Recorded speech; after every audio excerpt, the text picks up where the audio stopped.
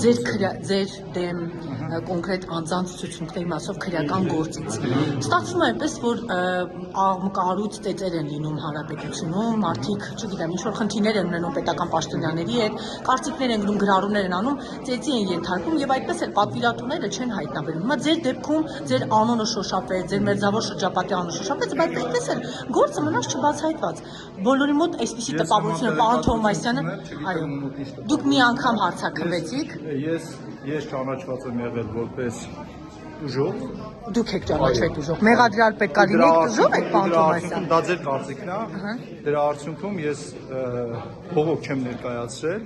եւ այդ գործը իմաստով կարճվել է մնացած։ Ինչ համագործակցություն գնացիք քննչական կոմիտեի հետ, որ ձեզի դուք Մեղադրյալի փոխարեն ուժով ճանաչեցին ձեզ, պարոն Թովմասյան։ Դուք այնպեսի բան եք հնչեցնում, որ մեղադրանքի ֆոն ունի։ Կասկածներ կան, որ միգուցե պարոն Թովմասյանը,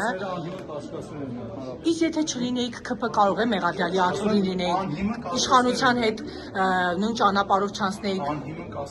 Մտավախություն չունեիք իշխանափոխությունից հետո, պարոն Թովմասյան։ Ոչինչ չունեմ։